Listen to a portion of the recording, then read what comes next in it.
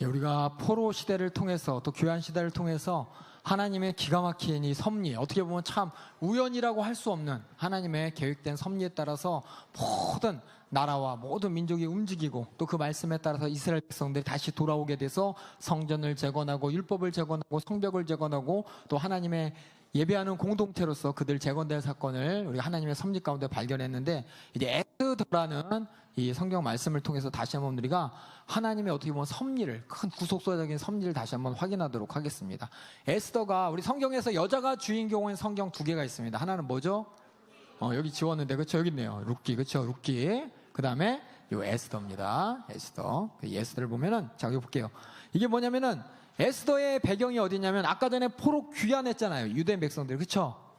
근데 유대 백성들이 다 귀환했냐? 아니에요. 그 중에서 자기가 작정하고 돌아오기로 한 약 5만 명의 그 유대인들이 귀환하고, 나머지 유대인들은 자신의 생활을 따라서 그냥 그 땅에 남아 있었습니다. 어떻게 보면 여러분들이 귀환 왜 안 하고 그랬어? 라고 했을지 몰라도 그들은 또 그들만의 하나님의 역할이 있기 때문에 돌아오지 못한 유대인들이 지금도 많이 퍼쳐져 있고, 그들이 회당을 중심으로 해서 하나님 말씀을 지키면서 그들이 살았습니다. 그런 돌아오지 않은 유대인들에 대한 얘기, 이게 바로 에스더예요. 아시겠죠? 에스더는 이 포로 귀환 시대에 귀환하지 않은 유대인들의 이야기와 그 유대인들을 향한 하나님의 섭리를 얘기하고 있습니다. 그래서 예수님이 오시기 전 약 400년경, 이때가 바로 포로 귀환 시대예요. 이스라엘 백성들이 이방인의 땅에서 경험한 위대한 하나님의 구원의 이야기, 그래서 이걸 불임절이라고 얘기하는데, 이따 하도록 하겠습니다. 그 특징이 뭐냐, 에스더를 가만히 읽어보면, 여러분 에스더 내용 아시죠? 잠깐만 제가 에스더 내용을 잠깐 동안 얘기할게요. 돌아오지 않은 유대인 모르드게라는 사람이 있었습니다. 이 모르드게라는 사람이 있었고, 또 그 당시에 왕 이름이 뭐죠? 아수르 왕이었나요? 아닥사스 왕인가요? 왕이 있었어요. 페르시아의 왕이. 왕 후가 있었어요. 아스다라는 와스단가? 아하수에로 왕이 있었고, 잠깐 볼게요. 그 왕비가 누구였죠? 와스비였나요? 와스비라는 왕비가 있었는데, 그 왕이 잔치를 벌이고 있었어요. 백성들하고 같이. 나 이렇게 위대해. 그래서 막 먹이면서 잔치를 하고 있었는데, 그 왕후 와스비도 잔치를 베풀었어요. 근데 왕이 자신의 왕후가 너무 이쁜 걸 사람한테 자랑하고 싶어서, 우리 왕비 한번 보여줄게. 왕비 잠깐 이리 와봐. 그런데 왕비가 안 와. 나 바빠요. 그러고 안 왔어요. 그때 난리가 났어요. 아니, 왕이 부르는데 왕후가 안 와? 왕비가 안 와? 이렇게 남편, 지아비의 말을 불순종하는 이 왕비가, 이 세상에 가만 놔두면 모든 사람들이 다, 아내들이 남편을 다 무시하겠네? 라고 하는, 그런 왕위에 대한 위험이 떨어지고, 왕위에 대한 권세, 그 말씀에 대해서 불순종한 이 와스비라는 왕을 폐후시켜버립니다. 신하들하고 판단합니다. 어떻게 해야 되냐? 그때 신하들이, 아니, 그냥 두면 안 됩니다. 그냥 두면 모든 나라의, 아내들이 남편을 우습게 여길 겁니다. 이건 아예 법을, 따끔한 맛을 보여줘서 모든 사람들이 그런 일이 나지 않도록 폐위를 시켜야 됩니다. 라고 얘기하니까는 그 말에 따라서 이 와스비가 폐위되고, 다음에 왕후를 뽑는데 이 모르드게라는 유대인이 있고, 이 모르드게 유대인의 삼촌의 딸이 있어요. 그게 이제 에스더인데, 모르드게가 자기 딸처럼, 어떻게 보면 딸처럼, 사촌인데 자기가 딸처럼 양육하다가 이 왕후 선발전에 내보내고, 그게 얼마나 아름답고 얼마나 그랬으면은 왕비가 됩니다. 왕비가 돼요. 왕비가 되는 이런 이야기고, 또 무슨 얘기가 있었냐면은, 모르드게가 주로 있는 데가 어디냐면 왕궁의 그 문 앞에 이렇게 있었는데, 모르드게가 이렇게 문 앞에 항상 있는데, 갑자기 왔다 갔다 하는 신하 중에 어떤 사람이 왕에 대한 불만을 품고, 저 왕이 저러는데 내가 우리 잡아 죽이자고 이렇게 역적을 모의하는 걸 모르드게가 딱 들었어요. 모르드게 딱 듣고서 가서 얘기해주죠. 아니, 누구누구가 왕을 죽이려고 한다. 그래서 뭐야, 무슨 일이야? 그래서 왕한테 보고가 되고, 왕이 그 진상을 조사했더니 사실인 거예요. 그래서 그 모반을 일으켰던 그 신하를 다 죽여버립니다. 죽여버립니다. 이런 이제 배경 가운데 이제 하만이라는 어떤 그 장군이 엄청난 왕의 신임을 받습니다. 근데 하만이 얼마나 왕에게 신임을 받았냐면은, 이 기세가 아무도 꺾지를 못해요. 그래서 막 지나가면 모든 사람이 다 인사를 합니다. 그 페르시아에 있는 모든 사람들이 다 인사를 하는데, 한 사람이 인사를 안 해. 누구냐? 그 왕궁 문 앞에 있는 모르드게라는 유대인이 이렇게 보기만 해. 인사를 안 해. 그래서 이 뭔데 나한테 인사를 안 해? 봤더니 유대인인 거예요. 그러니까 이 인사 하나는 이것 그냥 놔두면 돼 안 돼. 근데 아예 나를 우습게 여기는데 내가 어디 가서 이렇게 우습게 여기는 꼴을 내가 당할 수는 없지라고 하면서 모르드기가 유대인이라고 저 유대인 다 죽여버려야지라고 하면서 왕한테 가가지고 글쎄 어떤 놈이 왕이 정한 법률을 지키지 않는 어떤 놈이 있는데 그 놈을 어떻게 해야 됩니까? 그때 왕이 내가 정한 법령을 안 지키는 어떤 놈이 있어? 어떻게 해야 돼? 내가 반지 줄 테니까 이거 지장 찍고 네 마음대로 처리해. 그랬더니 그 반지를 가지고 하만이 뭐냐? 날짜를 정합니다. 제비를 딱 던져서 날짜를 정해서 야, 이날 이 땅에 있는 모든 유대인들은 다 싹 잡아 죽여라 라는 조서를 내립니다. 자기가 만들고 왕이 준 이 도장을 갖고 꽝 찍어가지고 전국에 다 펼쳐져요. 그래갖고 유대인들이 갑자기 날벼락을 맞게 됩니다. 모르드기가 인사 안 해가지고 하만한테 밉보여가지고 그러니까는 이 모르드기가 이제 큰일 난 거야. 그래서 모든 유대인들이 막 어떻게 하냐 막 금식하고 기도하면서 모르드기가 자기 누구예요? 사촌인 에스더가, 그렇죠? 에스더가 왕후가 됐잖아요. 왕후를 만나서 얘기하는데 우리 지금 난리 났다. 어떻게 해야 되냐? 근데 에스더가 아니 내가 어떻게 해볼 수가 없어요. 왕이 불러야지 내가 가지. 전에 무슨 일이 있었는지 알잖아요. 그 전에 있던 왕후가 왕한테 함부로 했다가 폐위당하고 망해버렸잖아요. 내가 왕한테 함부로 가가지고 어쩌는지 말할 처지가 안 돼요. 난 말 못해요 라고 하니까 그럼 어떡해? 유대인들이 다 죽게 생겼는데 어떡해?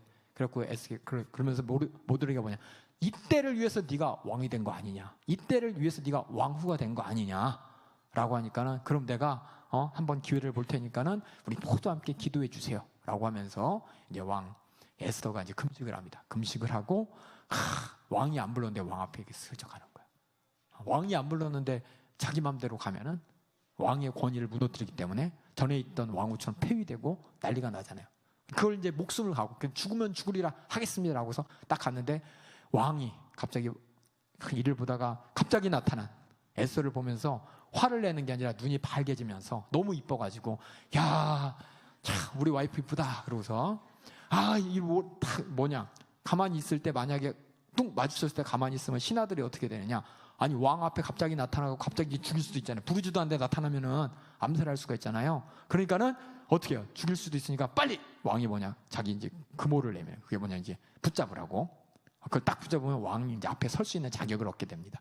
그래서 자기 와이프를 딱 봤는데 너무 이쁜데 혹시나 갑자기 나타났다고 나를 음해하는 줄 알고 호위무사들이 죽일까봐 빨리 금호를 내밀어갖고 딱 잡혀간 다음에 그래 에스더야 너 너무 이쁜데 너무 정말 이쁜데 이렇게 할게요. 그냥 맡길게요. 이쁜데 도대체 네가 바라는 게 뭐냐? 내가 나라 반이라도 줄게. 그랬더니 에스더가 하는 말이 내가 잔치를 열고 싶습니다. 왕을 위해서. 얼마나 이뻐 그렇죠? 왕인 나를 위해서 왕후가 이쁜 왕후가 또 잔치를 해야 돼. 그래.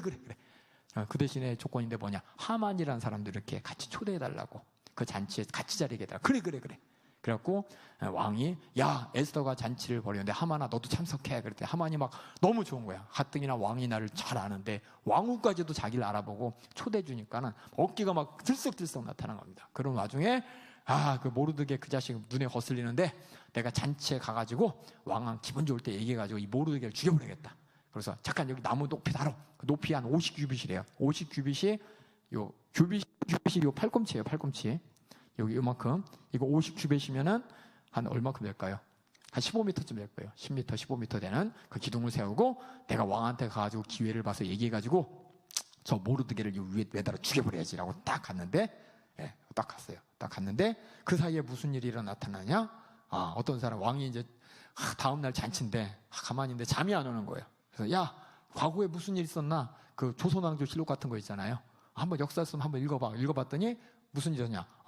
옛날에 반란이 일어날 뻔했는데 모르드게라는 사람이 알려줘가지고 그 반란이 진압되었다라는 걸 딱 들으면서 그래? 걔한테 뭐 좀 해줬어? 라고 물어보는 거예요. 이렇게 잘했는데 뭐 상금 좀 내리고 그랬어? 그랬더니 안 했다는 겁니다. 그래? 그럼 안 되지. 잘해줘야지. 라고 하면서 모르드게한테 잘해줘! 라고 이제 그런 관계를 알게 됐어요. 알게 되면서 어떻게 모르드게 잘해줄까 이렇게 고민하고 있을 때 잔칫날에 대해서 하만이 옵니다. 하만한테 얘기합니다. 야, 나한테 너무너무 충성된 사람이 있는데 근데 그 사람한테 어떻게 해줘야 되겠냐? 라고 하니까 하만이 자기인 줄 아는 거야. 내가 왕한테 잘하니까 나 얘기하는구나. 그 사람한테 왕관도 씌우고 그 사람한테 수막 좋은 가마도 태우고 말도 태워갖고 이렇게 해야죠. 라고 하니까 그래 알았어. 그럼 얘기합니다. 그 모르드게 있지? 예? 모르드게요? 내가 죽이려고 그랬는데 기어 봐가지고 이제 죽이려고 했는데 죽일 준비까지 다 했는데 걔가 글쎄 옛날에 나를 위해서 내가 죽을까봐 나를 반란했던 그 사람들의 계략을 고해서 내가 그 계략에서 한번 죽을 뻔했는데 살았잖아. 걔한테 그렇게 해줘. 그러니까 모르드게를 엄청나게 신이 많은 그 모습을 보면서 하만이 내가 하만 걔 죽이려고 그랬는데 걔 죽인다고 모든 사람한테 소문냈는데 어떡하지? 자기가 위기감이 든 거예요. 자기가 왕 다음에 넘버 2였는데 왕의 심정 속에는 이제 모르드게가 넘버 2인 거예요. 그걸 이제 알고서 내가 이 계략을 알게 되면 가만히 있지 않을 텐데 어떡하지? 그리고 가만히 봤더니 왕 후가 그 모르드게랑 사촌이야. 큰일 난 거예요. 이제 자기의 모든 계략이 드러나면은 자기는 누구냐? 왕 후의 사촌을 죽이려고 한 자고, 더 나아가서 왕을 위협에서 구해줬던 그 왕이 좋아하는 큰 공을 세운 그 사람을 죽이려고 했던 나쁜 사람이 되잖아요. 그러니까 왕이 잠깐 물러간 사이에 뭘 하느냐? 왕후한테 딱 가가지고 치맛가랑에 붙잡고 살려달라고 하는 거야. 내가 몰라서 그랬다고. 몰라 살려달라고. 근데 왕후가 가만히 있었는데 왕이 다시 돌아서 딱 보니까 이 하만이 왕 후의 치맛가랑, 자기가 그렇게 사랑하는 왕후의 치맛가랑이 잡고서 있는 거 보니까 이 자식이 우리 왕후를 강간하려고 한다고. 그래서 난리가 났죠. 그래갖고 어떻게 했냐? 이 하만을 당장 없애버리는 거예요. 그래서 어떻게 모르드게를 죽이려고 했던 그 장대 하만을 달아서 죽여버리고, 이제 모르드게가 뭐예요? 다시 그게 됐죠. 넘버 2가 되고, 그 모르드게에게 넘버 2가 됐을 때 도대체 내가 뭘 해주려고 하나 그랬더니 여차여차해서 나에게 지금 이 하만을 통해서 우리 모든 유대인들이 죽이라는 조소가 지금 내려갔는데 어떻게 합니까? 그랬더니 다 도장 주면서 그럼 어떻게 처리할지 네가 처리해봐 라고 해갖고 도장을 준 거예요. 그래서 도장에다 뭐라고 썼느냐? 오히려 자, 그날 어쨌든 날 유대인을 다 죽이로 한 날 내렸던 조서는 취소, 새로운 명령을 내리는데 유대인들이 이 땅에 포로로 와 있었잖아요. 그러니까 자기 터가 아니기 때문에 많은 사람들한테 어떻게 물시당하고 괄시당하고 하여튼 적들이 많았어요. 적들이 많았는데 그날 오히려 유대인들이 칼을 들고 자기를 대적한 아무 사람이나 죽여도 된다라는 조서를 찍습니다. 복수를 해라. 너가 위협받았던 네 대적들을 다 죽이고 자유해라 라는, 그 유대인들은 어느 지방에 있던 모든 유대인들 다 그날 너희들이 죽는 게 아니라 너희들이 병기를 지참하고 누구든지 가서 죽여라, 모두 다 협조해라 라는 조서를 딱 찍은 거예요. 찍게 돼서 어떻게 되냐? 그날, 그 정한 날이 어떤 날이 돼? 하만이 제비 뽑아서 정한 그 날이 어떤 날이 되냐? 원래는 유대인들이 다 진멸될 날이었는데 이제 이런 과정을 통해서 유대인들이 오히려 칼을 들고 자기들의 원수와 대적들을 다 죽이는 날이 돼버린 이런 날이 되고, 이 날에 이 모든 일을 행하고 모두가 다 정말 잔치를 벌면서 행복하면서 이 날을 절기로 삼았어요. 부림절이라고. 그래서 부림이란 뜻이 히브리 말로 뭐냐? 제비란 법이에요. 그러니까 제비의 날. 무슨 얘기냐? 원래 제비 뽑혀서 그날 우리가 다 죽어야 되는데 하나님께서는 어떻게 해요? 그 제비뿐에 우리 원수의 대적을 다 멸하실 수 있도록 하신 날이다. 그러면서 이 절기를 만든 게 바로 부림절입니다. 이게 이제 뭐냐? 에스더의 대략적인 얘기입니다. 근데 이 얘기 안에 중요한 게 뭐가 있냐? 모든 성경에 보면은 여러분이 알다시피 하나님의 말씀을 들은 선지자가 나오고 하나님의 말씀을 들은 직접적인 관계를 맺는 사람이 나오는데, 에스더에 보면은 하나님, 여호와라는 단어가 한 번도 안 나와요. 한 번도 안 나옵니다. 그런데 뭐냐? 그걸 딱 읽으면 어때요? 하나님께서 정말 유대인들의 금식과 유대인들의 기도에 응답하셔서 오히려 그들이 진멸될 날에 하나님께서 그 날을 바꾸셔서 그들의 원수를 쳐보시는 날, 원수에서 자유로운 날로 만들어주신 날이구나 라고 하나님의 섭리와 하나님의 주권을 우리는 읽으면 다 알 수밖에 없어요. 이게 에스더예요. 그래서 에스더는 하나님의 이름, 다시 보겠습니다. 여기 교재. 하나님의 이름이 한 번도 안 나와요. 여호와의 한 번도 안 나오지만 다 알아. 이건 하나님이 하신 일이라는 걸 에스더를 통해서 하나님의 섭리를 발견하게 됩니다. 배경은 이스라엘이 아닌 바사 왕, 그 페스레 왕의 겨울 궁전인 수상궁이었었고, 여자 주인공 에스더는 이방인과 결혼합니다. 아까 전에 여기서는 어떻게 됐어요? 이방인들하고 결혼한다고 다 내어버리고 그랬었는데, 이 이방인 땅에서 하나님께서는 어떻게 보면은 말씀에 반대지만 하나님께서 그 모든 것까지 섭리로 이제 사용하시는 겁니다. 바사 이방인 누구야? 황제하고 결혼하죠. 황제하고 결혼해서 왕후가 되는데, 어떻게 유대인들이 적들을 학살하고 어떻게 보면 그들이 피해 축제를 즐기는 모습이 나타나요. 막 죽여가면서 막 잔치를 합니다. 우리 대적을 죽이고 우리 대적에서 자유한다는 이런 잔치를 벌이는 모습이 나타나는 게 바로 에스더의 특징입니다. 그래서 에스더에는 세 가지 잔치가 나와요. 첫 번째 잔치는 뭐냐? 페르시아 잔치, 그 황제의 잔치가 나옵니다. 황제의 잔치 때 잘못 보였던 와스디는 폐위가 되고, 또 에스더가 왕으로 뽑히는 이런 역사가 나타나고, 두 번째는 에스더가 잔치를 벌입니다.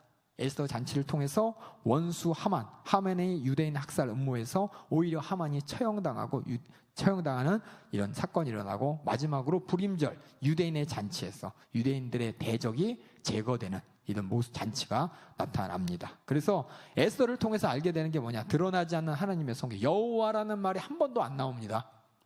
한 번도 안 나오는데 하나님께서 이렇게 유대인들을 지켜주시고 그들의 대적에서 진멸될 날이 아니라 오히려 대적들을 진멸할 날로 만드시는구나 라는 것을 발견하면서 드러나지 않는 하나님의 손길을 나타나고, 또 역사서의 맨 마지막이죠.